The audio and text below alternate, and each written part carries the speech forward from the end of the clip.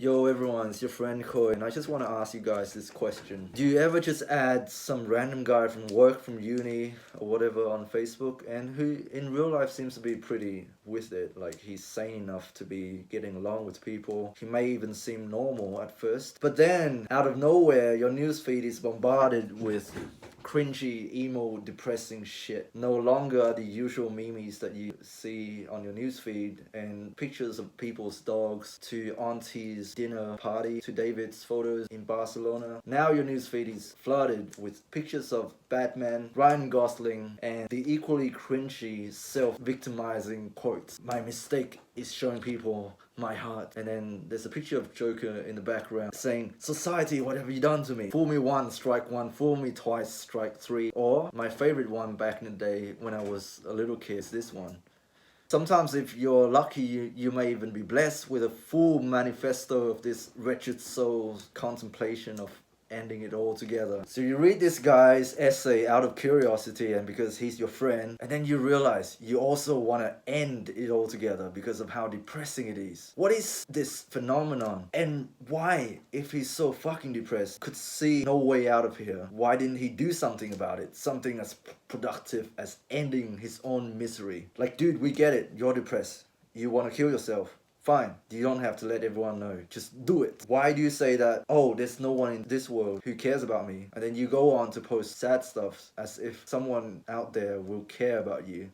Isn't that a little bit contradictory? I can probably answer this question, and I can say that a lot of these people who post sad stuffs online, they do not want to kill themselves. Why? Because I'm speaking from experience. I've been there, man. I've been in that low point in my life. Depressed, multiple suicide attempts, a lot of sad posts that my family and friends had to read online. Multiple psych ward admissions. I grew up as a shy, introverted kid in the internet era. Back when I was in primary school, I had a blog that my best friend got access to, and in it I would write the deepest secrets and thoughts. And he also had a blog, and we would read each other's blog and laugh, partly because of how embarrassing it is to be a real N-word, but because also of how true it was. Each one of our little observations on the world, on the adults, and on the other kids was so true, we couldn't help it but laugh. Now, in real life, I was a reserved kid. I kept to myself most of the time and with my own hobbies, and I rarely seek out new friends. Because of this, I wasn't very popular with the other kids. I did have friends, but my circle was very small, and because of this lack of friends and connections growing up, I did not have the social skills that I needed to be a sociable, healthy adult in this modern society. And then you add this with moving to Australia, moving from high school to uni in a completely different state. My small friend group got even smaller, and then we began to fall out of contact. And because I had a small friend group and now everyone is in different places, I have no one to turn to with my thoughts. So then the internet came into my world. Initially, I gained a bit of clout from social media because of my guitar playing. My guitar playing skill is pretty decent, one may humbly add. I thoroughly enjoyed the parasocial connections that I was able to form with my virtual peers. And for the first time in my life, I thought that I have some sort of permanent relationships with these people who are here to stay no matter where I go. Things happen in my life. Things happening in my own little world. I ended up being very lonely and withdrew myself further from the life that I'm supposed to be living in. And then I devoted a large amount of time online just making contents, making guitar videos. But then I also stumbled across a lot of toxic communities online that further perpetuated and reinforced my own self-limiting negative beliefs about relationships, meaning of life, self-worth as a man, and what I am capable of giving to the world. I fell into a deep depression. I didn't know who to talk to because I was never really truly myself to any of my real life peers. No one knew who I was. I never opened up to anyone. And I had no real life friends at the time. I didn't trust anyone, and I wouldn't be surprised if no one trusted me back then either. We never got to that stage past acquaintanceship. We just knew each other as someone else we met at work or at school. I need you guys to understand this. If you sad post all the time and say that you want to kill yourself, you're not alone. I did it. I posted a lot of sad stories on Instagram. I wrote a lot of essays on Facebook which I have deleted. I'm not proud of it. It is not a noble thing to do, to project your own little insecurities into the world. You're not collectively benefiting humankind in any way, shape or form. But just know that you're not alone. Ask yourself this, do you seriously want to kill yourself?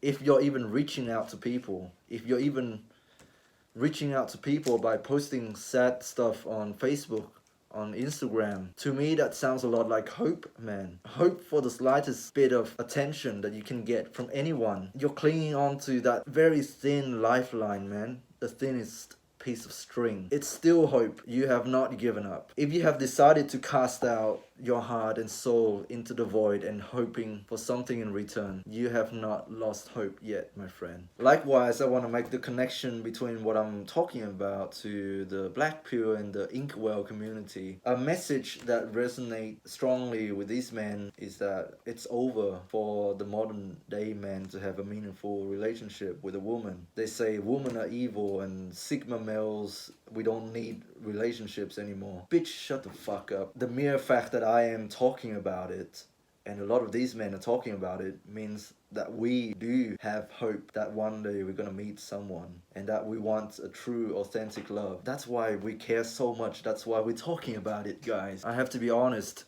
Negative contents always get more views. That's why you see so much drama and reaction type videos on YouTube on a controversial topic. And you also see a lot of people calling out each other and canceling each other, because that's human nature. We like to watch negative contents. Same thing with sad posting. You may think that no one cares about you or that anyone would read your posts, but it does get a lot of clicks. People do watch your stuff, sadly, but no one reacts to it. I realized that I didn't really want to kill myself. I just needed someone to validate my struggles and be there for me. That's why I posted sad shit. I didn't want to bring people down either. I just wanted someone to be there. Now, if you see a brother or sister struggling, do something about it. Show them you care. It takes so little. You don't even have to make it obvious. The reason for their grief doesn't have to be justified. They can be angry, they can be sad about the stupidest thing in the world. But what matters is that you're there for them. They just want to feel heard. Just message them, send them something funny. Make a joke out of their post. Use your own judgment. There's no right way or wrong way to do it. But the important thing is just to be yourself, your genuine, authentic self. They pour out their whole heart and soul for the world to see. They're vulnerable. Give them back in return. Share something from your own heart as well.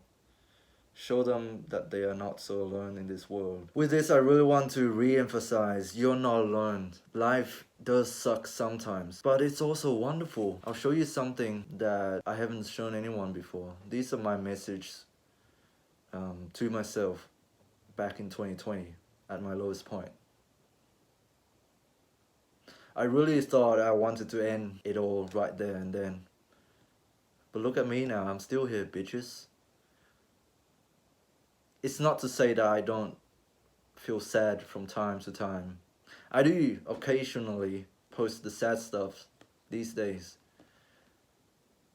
But I can sort of restrain myself now, and sometimes I stop myself before I even hit the post button and talk to a close friend or my dad instead. But if you see someone sad posting, I have faith after watching this video that you make their day by reaching out. Give them a reason to stay here for a bit longer, to enjoy the full spectrum of emotions that this wonderful life has to offer. Pain, sorrow, heartbreak, but also happiness, nostalgia, and fulfillment.